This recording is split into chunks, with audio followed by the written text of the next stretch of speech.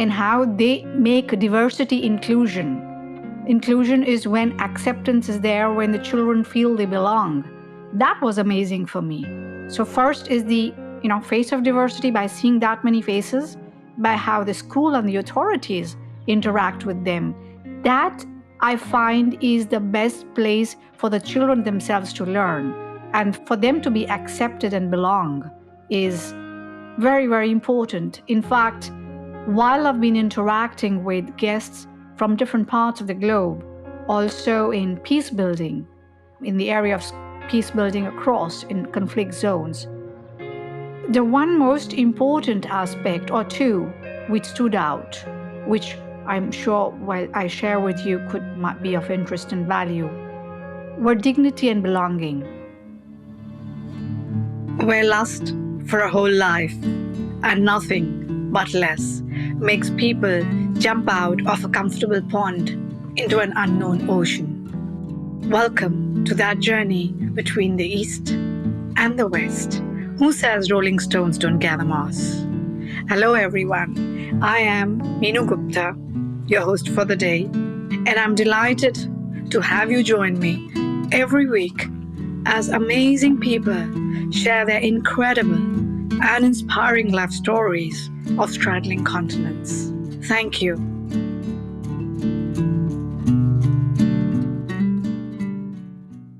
North, South, East, and West. Dear listeners, the differences and similarities between these are not just limited to geography, but people of the earth as well.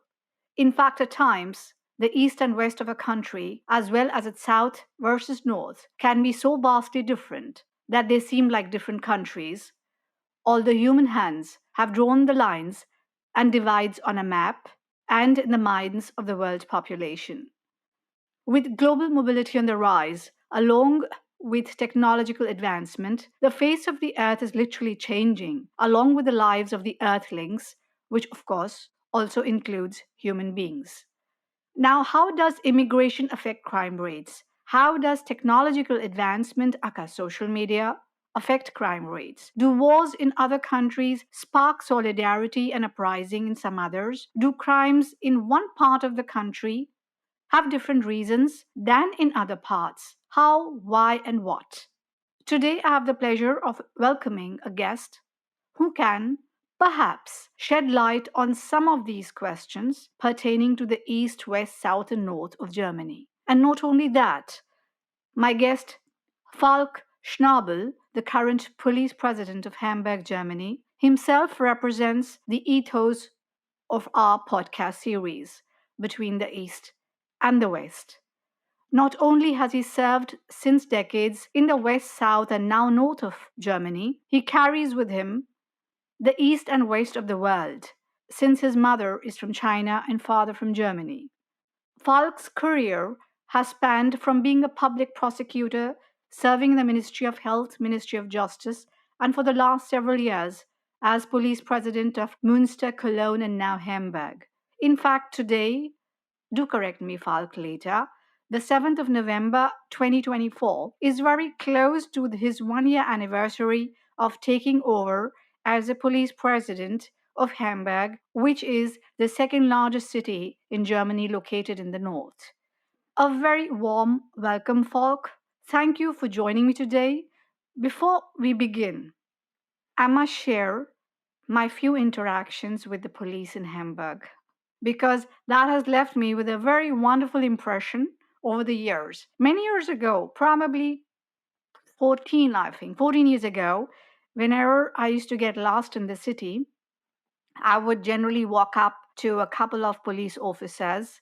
And generally, I think in Germany or definitely in Hamburg, they are always in pairs. And they would sometimes literally walk me to my destination. And they were that friendly. So that has left me with a very, very warm impression. And perhaps the best place to start would be with the start of your life.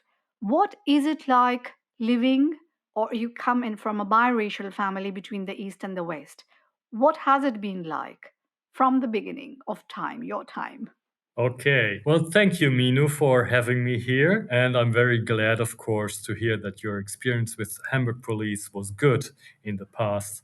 And I think if you walk up to police officers nowadays, they will be as friendly as in the past. Well, yes, you're correct. I was brought up in a bicultural family, but I have to make clear that my mother passed away when I was 4 years old, and I was brought up by my grandparents in Germany, in a small village in the state of Hessen.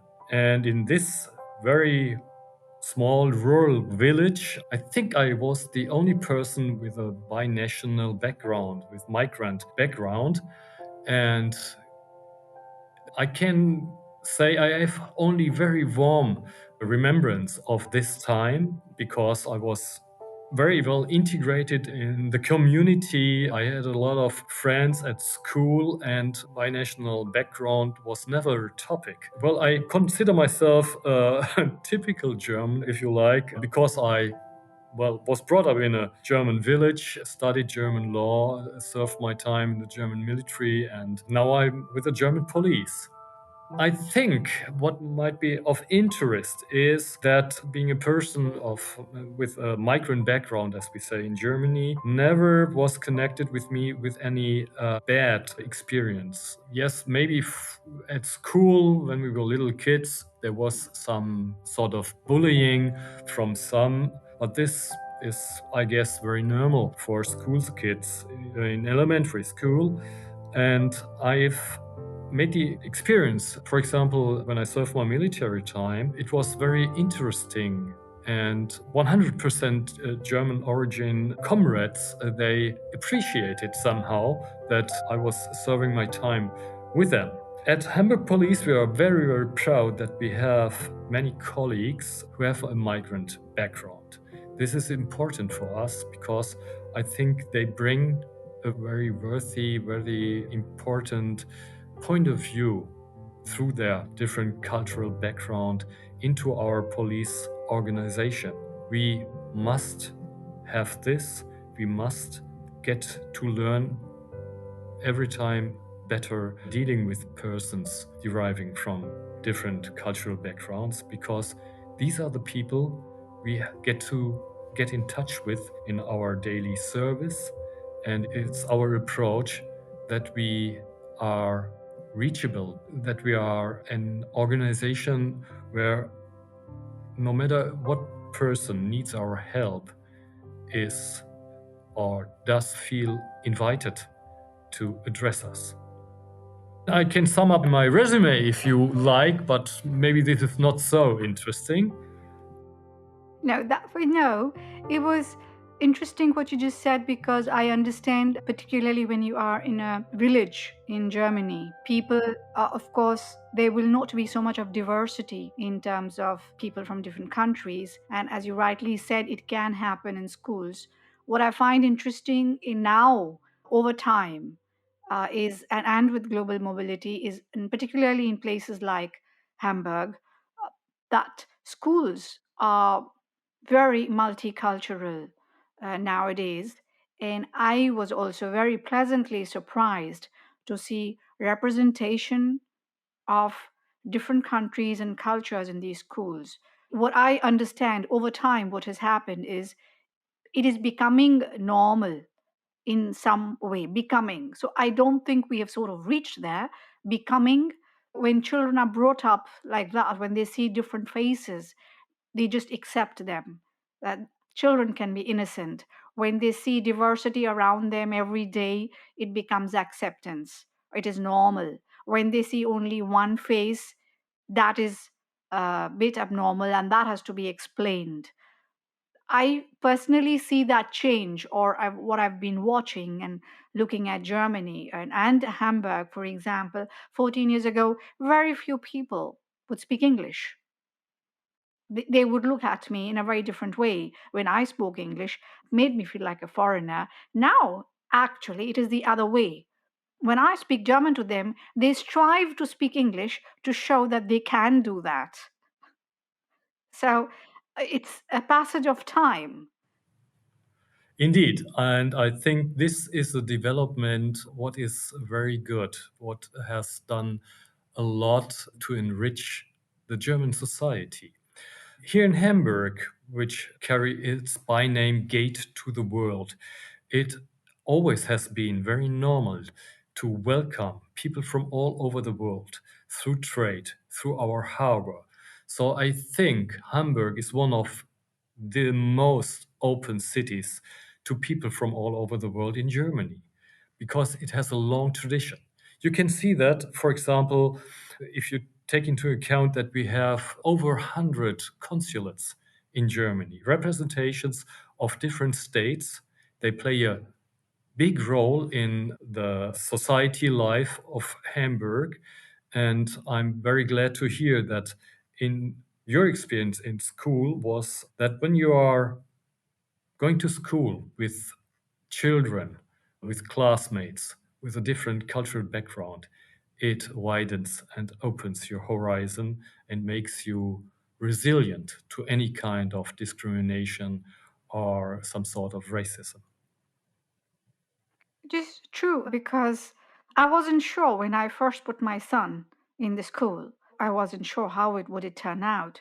But not only the face of diversity in the children themselves, but how the school treats them and how they make diversity inclusion. Inclusion is when acceptance is there, when the children feel they belong. That was amazing for me. So first is the face of diversity by seeing that many faces, by how the school and the authorities interact with them. That I find is the best place for the children themselves to learn and for them to be accepted and belong is very, very important. In fact, while I've been interacting with guests from different parts of the globe, also in peace building, in the area of peace building across in conflict zones, the one most important aspect or two which stood out, which I'm sure while I share with you could might be of interest and value, were dignity and belonging. And as human beings, that affected the crime rates in different countries when communities, when people in a room felt that they belonged or they were given that feeling by people they considered outsiders, their acceptance just gave them that feeling and they wanted to do their best because they felt their dignity. So that was very interesting when I came across that. Yes, I think this is perfectly right. Hamburg has made a lot of efforts, especially our Behörde for Schools, so the Ministry for Schools, if you like, to enable teachers to address and deal with the fact that they have a lot of pupils who come from totally different backgrounds. And I think inclusion is the correct expression for this. It's not only a matter of integrating foreign people into our German society, it is even more a question of how we create our society, our contemporary society, under these circumstances that we have. For example, close to 40% of all people living in Hamburg do have somehow a migrant background. And it's essential for the future, I think. It's interesting. 40%, Yeah, 40, close 40 to, yes. close to, yes. Half of them still with the citizenship of another country, and the other half with a German passport or a double passport, so that we count them as Germans. But the migrant background is prevails. I think it must be around 40% almost. Well, that's very interesting. In fact, the other phase was, for example, I've actually traveled by taxis. I don't know that, so I've interacted a lot with people from also different backgrounds because a lot of them actually come from different countries, from Afghanistan, from Ukraine, from Africa, many countries. Let me put it this way, Serbia. And interestingly, however, see, my opinion is different because I have a different experience of my interactions here. And it was surprise. So I collect all the experiences from the people when they speak. And when they spoke, they've had their journeys. Some of them apparently have been here for 30, 40 years or more. And a lot of them also have the citizenship. However, many of them feel isolated. They just live in their own islands of communities and still feel that they don't belong. And so you actually said something very right, that it becomes, it's a two-party thing. It's a people who, when they come in, migrants from different places, for whatever reasons, maybe economic, maybe conflict, maybe just for love or for wanting global mobility, whatever the reason that may be, it falls also on the other part who's trying to integrate, but not only the Beherde, as you said, which is the government, faces of the government, but also the people of the place. It could be any city. For example, we are in Hamburg, but also generally the place where the people of that place, when they open up their arms and welcome in a different way, then probably it is integration in a more complete way. So you've said it actually very right. It is both sides, not only one which would mean that, because it was sad when I heard some of their stories. In I remember one gentleman actually cried. He cried because I was listening. So just listening to the story, he found somebody listening to his story of different countries and now being in Hamburg for 30 years, how they feel isolated. It was, yes, again, different perspective, represents a section of the population, not the whole. Again, the whole picture is of multiple parts. That was one part of the picture that I observed and I interacted with. So, how did you end up doing what you are doing? Well, after school, I was unsure which profession I should head for. And first of all, it did not come to my mind going to university. So I started an apprenticeship in a bank. For 2 years, we have this German system of Ausbildung, which is a structured sort of education, part-time at a special professional school and part-time in the firm, or in my case in the bank. And after that, I wanted to stay at the bank, become a banker, which at that time was, I was living in a small city in East Westphalia. Funny name, it's a region in the state of North Rhine-Westphalia, close to Bielefeld. Probably you might have heard this city. And then I had to do my mandatory time at the military. And as most of my friends at that time went to university, I thought, well, maybe this is not a bad idea. I decided to go for law school in Bielefeld, North Rhine-Westphalia. And well, it turned out I really loved dealing with law, dealing with the idea what is right, what is wrong. And that's why I ended up as a public prosecutor again in Bielefeld. And I had my main things, the main cases or main field of my professional life there was white collar crime.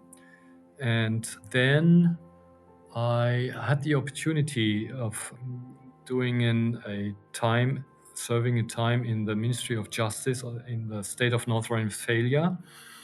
And that widened my horizon even more for the special task, the special work in a ministry close to politics. And well, I did this for 6 years and then changed to the Ministry of Health, the health department of North Rhine-Westphalia. Why did they want to have a prosecutor? This is because in Germany, We have a system of psychiatrist hospitals where criminals who committed a crime because of their mental illness, they are somehow, I have no nicer expression in my limited English except for where they are locked up and treated. So these psychiatrist hospitals, they the Ministry of Health is in charge of them. That's why I went there for 4 years. Then I was a senior public prosecutor in Hamm, which is a small town close to Bielefeld, and ended up as the leading prosecutor of Düsseldorf, which is the capital of North Rhine-Westphalia. I loved this job. So the prosecutors branch there, we were around about 100 prosecutors and in charge of Düsseldorf and the surrounding departments or districts. And well, it was a little bit of lust for adventure when the opportunity turned up to become chief of police in my hometown Münster. And well, I changed to the police end of 2020, and this was a very, very meaningful change in my life because prosecutors, they are always sitting in their offices, go to court once a week, and deal only with files, with a lot of paper work. And being chief of police meant, for the first time for me, that my work was mainly talking to people, talking to colleagues, finding decisions, of course, and taking responsibility over the single file, the single case. So taking the responsibility for security and safety of people of a town, which is not an easy thing, and it took me quite a time to adopt to this new point of view, which was now my profession, and I can say I loved it, and I still do.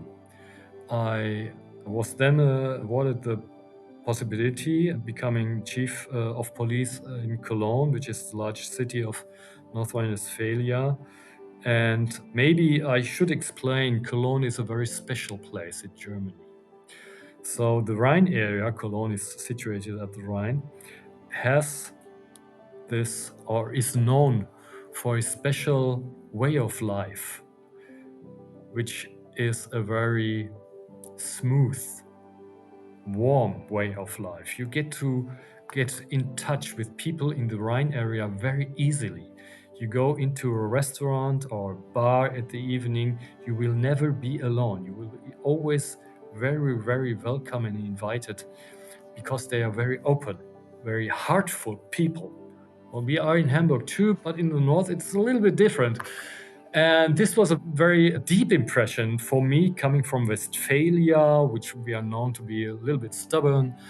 And I really loved working there. And of course, Cologne, world famous for its carnival. So I had to, part of my duties was attending carnival sessions. A very special thing. My advice for every one of your listeners, once in a lifetime, go to Cologne when it's carnival. It's something you will never ever forget or never ever experience at any other place in the world. So it's days and weeks of happiness on the streets, of course, in the 3 main days when it's so-called Rosenmontag. So this is a good advice. And well, then Hamburg was looking for a new chief of police, and I had many talks. There was some sort of assessment. So Hamburg, as I was told later, was looking at different persons, and I got to know my new boss, if you like, so Senator Andy Grote here in Hamburg. And I was, of course, fascinating serving as a chief of police in the most beautiful city of Germany, which is Hamburg, is a very special opportunity, and you get this opportunity only once in your life. So it was a little bit too early to leave Cologne, perhaps. It was only 1.5 years, but now I'm very, very happy and glad to be in Hamburg. No, So, so this you've is hit my on resume. some very interesting points. I'm so glad. First, what are the dates of the carnival? Oh, this is it's somehow, well, carnival always takes place in mainly in Catholic region. Is has to do with the part. So the last day of carnival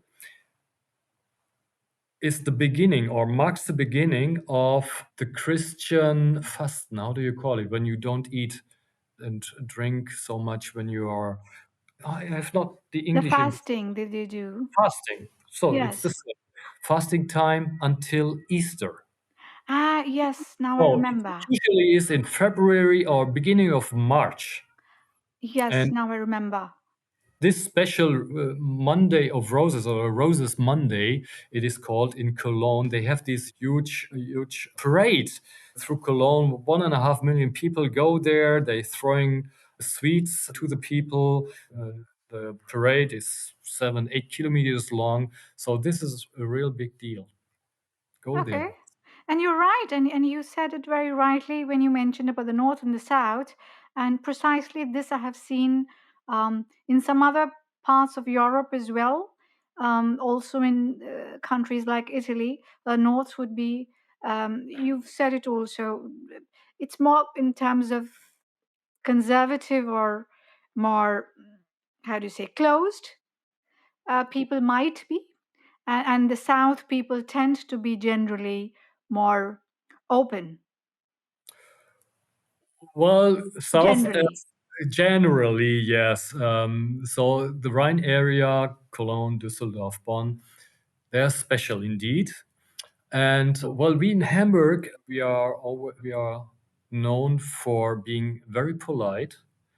But when you talk to an Hamburg person, he or she will be very clear in what he or she is saying.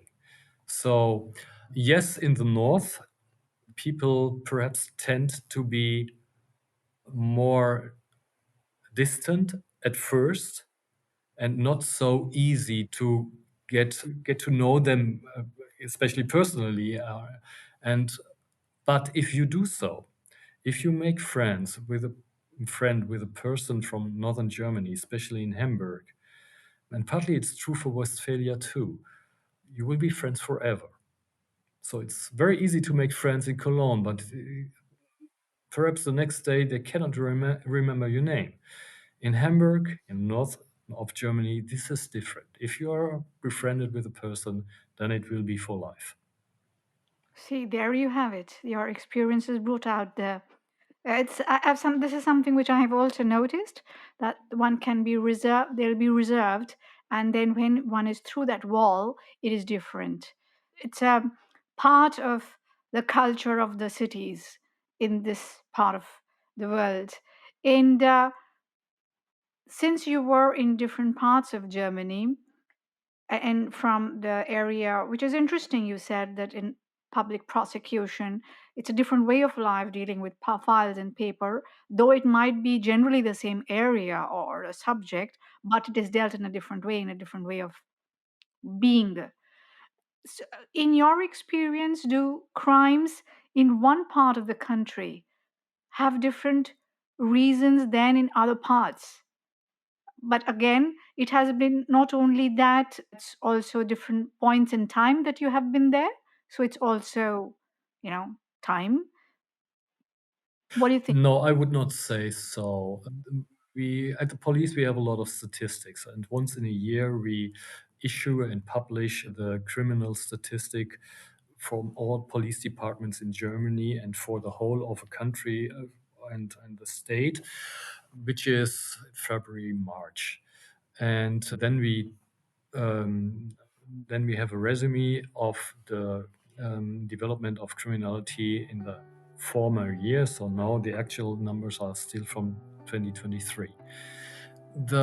I cannot say that there is a special that there are specialities between north or south or west or east. Perhaps you can say that in big cities, in major cities, of course, which is the case probably in all cities in the world, there is statistically more criminality as there are more people on a small area. Statistically, in major cities, you will have, even in proportion to the people living there, more criminal offenses than in, for example, rural, less dense populated areas. We in Hamburg, as being the second largest city, we are lucky because the safety in our city is good in comparison to other big cities.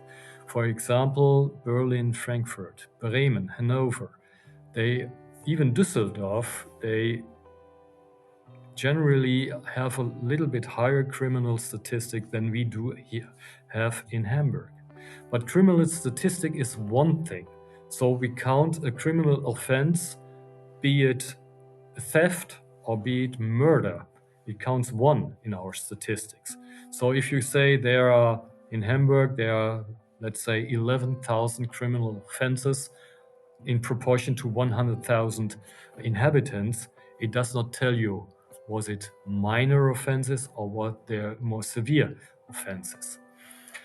What is more crucial for our work as police is how do people feel in our jurisdiction? How do people in Hamburg feel about safety, especially in public places?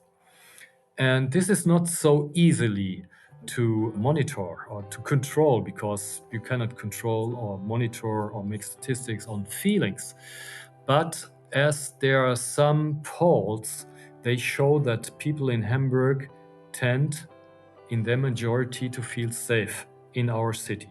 Of course, we have different areas. So if you're in Wandsbek, there is much less criminal statistic than there is, for example, in the part of St. Georg, in the area around the train station, for example.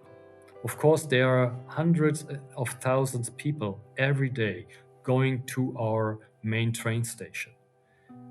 And this is the reason why there are probably more thefts, pickpockets, also minor beatings, for example. For us, from the police, it is important to try to convey a feeling of safety, even at our train station, in our downtown city areas, to the people that live there, that they are tourists or guests, they visit these areas. We do this with a lot of manpower, uniformed presence of officers. So if you take a look around in Hamburg, usually it should not take you long to find an officer you can address. We do this to create a feeling of safety for all the people that are living and visiting Hamburg. So these are the main fields of police work in Hamburg and elsewhere. For one, this is, what is it? Enforcement, criminal law enforcement.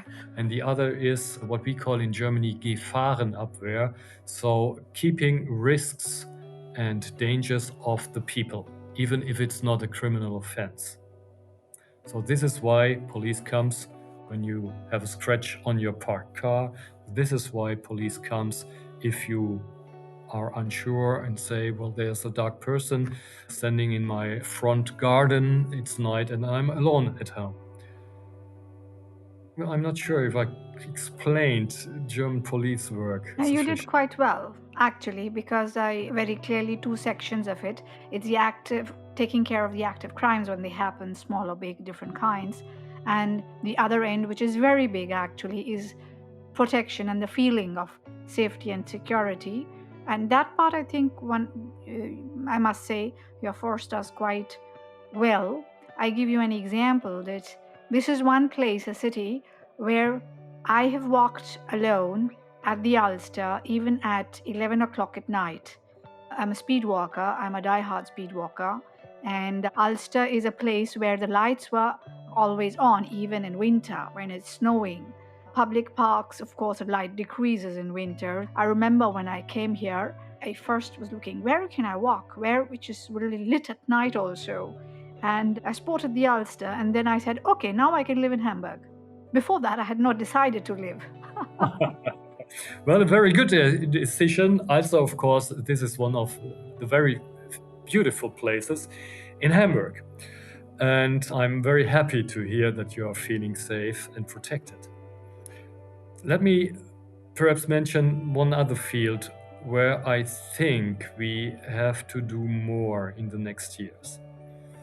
With our almost 2 million inhabitants and hundreds of thousands of people from a different cultural background than the typical German background, it is our goal to be more accessible as police for the people who maybe still have thoughts, have doubts about addressing the police. The headline is community policing. That means we must empower our officers to be able to address the different people living in Hamburg on a cultural sensitive basis. This is why we put a this is why we put a lot of efforts in the education of our police officers. So the police academy is part of Hamburg Police to empower them to be cultural sensitive. That means we try to teach them that maybe from a different cultural background, our typically police German authority may be understood differently. So German police, we have this, I think it's a proverb, that German police is der Freund und Helfer, your friend and helper. This is the motto of German police ever since. And this is our what we want to be for the people, friend and helper. And we of course know that there are many people coming to Hamburg. They come from a background where police has not this self understanding, being helper and friend of the people. And we have to overcome this because this is also part of successful integration and including making people feel welcome and belong to our German society, that they know police force, I can go to them. They will help me. I do not have to be afraid of them. That's very interesting. Actually, you've hit something very, very important, and I found that very critical. You used the word community, and I find that very central, not only for the police force, and I'm so glad, thank you for doing that, for the city, for the state, and for countries at a large. In fact, we've had some very interesting talks with international peace builders who've worked across 180 countries at grassroots and leadership levels, where we found out the one major or the one most critical aspect if world leaders had handled only community, kept that as a thought instead of power and politics, we would not be having, or we would have less of issues of even climate change, of poverty. We would have less of many of those issues because when one thinks of community, one automatically starts creating policies which bond people instead of separating them, which all the policies come from that angle. And when people look out for each other, then it is not I, me, and you, it becomes a we. Yes. Yes. So I find that absolutely critical. Now, since we are talking of that topic, I'm glad you mentioned that. Do share with me your experience because, in my experience and understanding, of straddling continents for the last, I don't know, more than 30 years. We've been going back and forth. And I've realized largely, however, global mobility is changing the face of the earth, but largely the east of the world, or that part of the world, would be more about, used to be, let me say, used to be more about community. It was more about we culture. And generally, again, I'm again, putting everything with apostrophes, generally, the west of the world was more about independence and mine and I. So it was generally, and I have been seeing the change, but even now when I see people, it has is somehow still segregated, where people think more as a we. Even in families, it's a we which comes out in different parts of the world. That is very quickly changing with industrialization and changing of thought patterns across the globe. What has been your experience? You've hit something very vital. I find that very vital to the existence of communities and police forces in every aspect of life, be it corporations or governments. So this is very, very central. Mhm. Yes, I understand and I agree. Well, we are leaving the field of police, and I agree with you. Perhaps our Western culture, and everybody thinks so, in general, tends to be more individual, focusing on the individual, not the community. Um, this is a development throughout the last decades, I think. Perhaps, maybe in Asian, African, Southern American societies, the role of the family and the community as a basis where you are, are can feel safe, where you help each other, where you work together, play a bigger role than it does in our modern Western society. When I look at myself, I can say my mother, as you mentioned, was Chinese. They and all her brothers and sisters, they studies all over the world. But the family ties, bonds, still are intact, even in my generation. So I have a good contact to all of my Chinese cousins. Most of them living in the US now. And so I dare the saying that Chinese families may be more close, maybe more, the bonds may be a little bit more intense, as bonds, family bonds or community bonds are in many other countries, more than, for example, in Western Europe or Germany. This is correct. Maybe if I want to draw a line to our police work, I think when we have many people here who have left these community focused societies, and maybe they are now coming to Germany, coming to Hamburg, and they are lacking this safety, what the community gives you as a person. We must take this as police into account.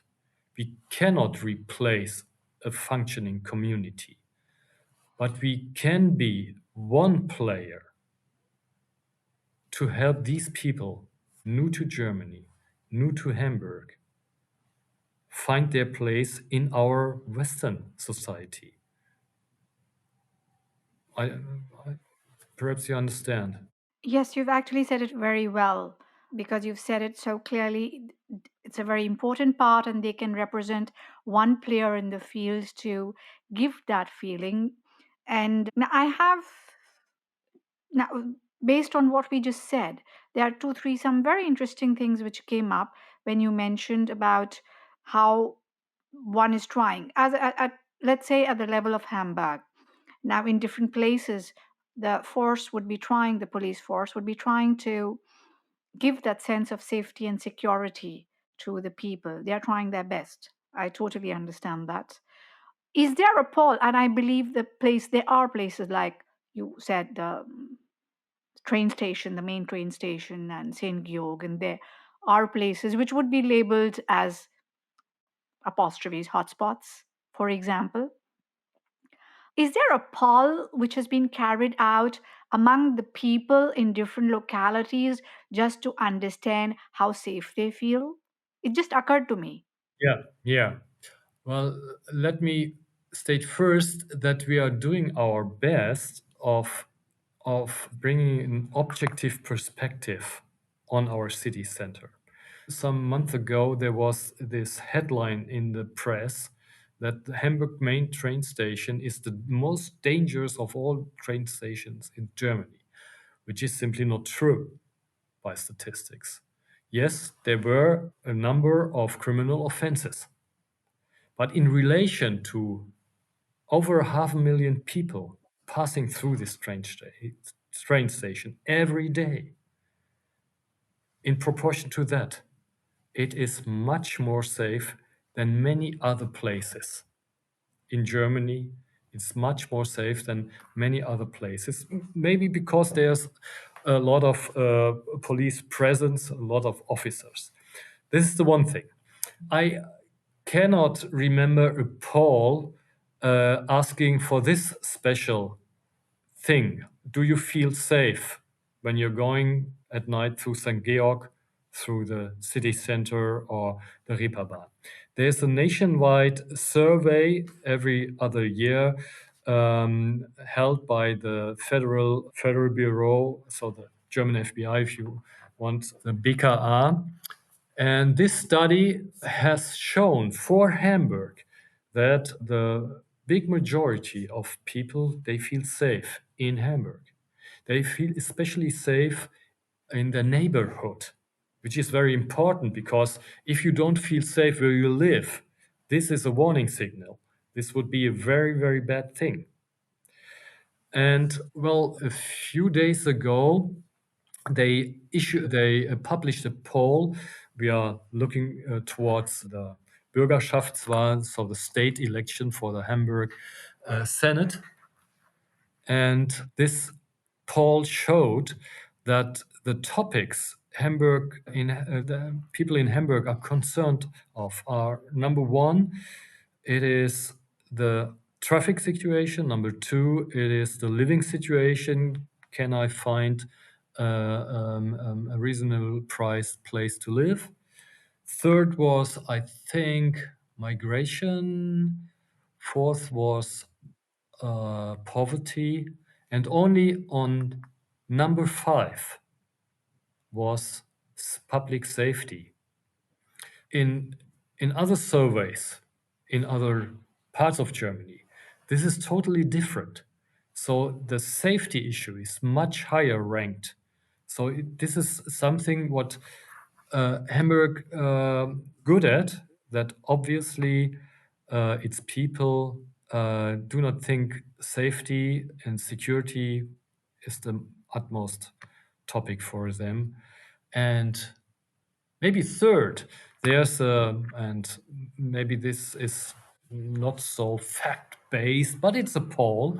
It was published, I think, the day before yesterday. The German wide Glücksatlas, so the card of happiness of Germany. And the poll showed, and for us living in Hamburg, it wasn't a surprise, that the happiest people in Germany, they live in Hamburg. They do not live in Berlin, they do not live in Cologne, it's not Munich, Frankfurt, they do not live in the south, in Bavaria, at the Rhine, or at the coast on the Isles. They live in Hamburg. So this is very nice. I hope it's true for most of. Oh, that's actually very interesting. Didn't know that. Very nice. Because I do know that some statistic somewhere, which of course keeps changing every year, also labeled Hamburg a few years back as one of the most top 10 livable places in the world. Of course. Of course, this is correct. So we have the happiest people of Germany in the most beautiful city of Germany, which is one of the which is one which is even a safe city with a low or agreeable crime rate. I can encourage all of your listeners to visit Hamburg. It's interesting actually. When we were talking of people who migrate, also from different stratas of society, having said that, a lot of them who are coming from maybe not, let's say, from the well done, economically done stratas of society in the world. However, they may be that in their country, when they come to another country, they feel automatically unsafe because they are insecure about their future, about the place, about everything. Generally, they would feel unsafe. Our question is, how would, keeping the fact in mind that, let's say, there is a note there which I found in 2015 when Germany opened its doors to migrants and refugees.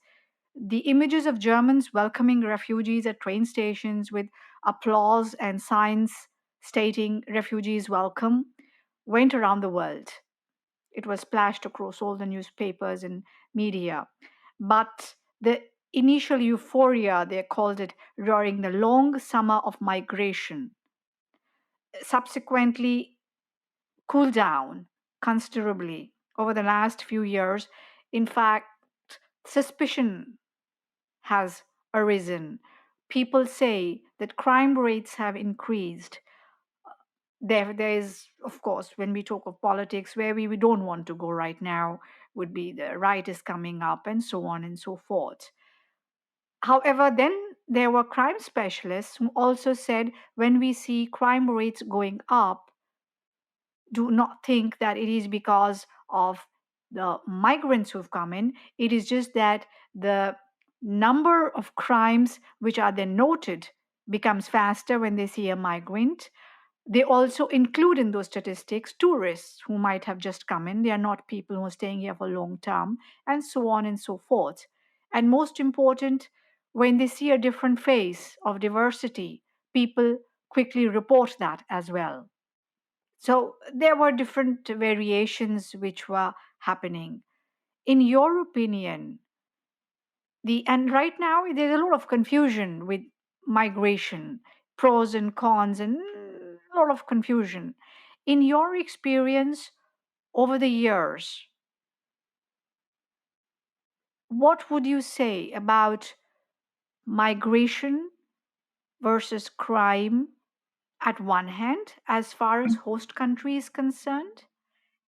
And what would you say to the migrants who are coming in? We'll come to that second. As a factual scenario, what would be your experience? Dear listeners, now you understand why I chose Falk Schnabel and why I chose Hamburg for today's episode. Both Falk as a person and Hamburg as a city represent the diversity, inclusion, and ethos which I would like to see in the world. The episode is not over yet. Do stay tuned for the next episode to hear Falk's response. Thank you for listening to the series Between the East and the West. Do subscribe to the channels mentioned on the site in case, of course, you liked what you heard. I am Meenu Gupta, the host of the series, and I'll be looking forward to your comments. We love feedback.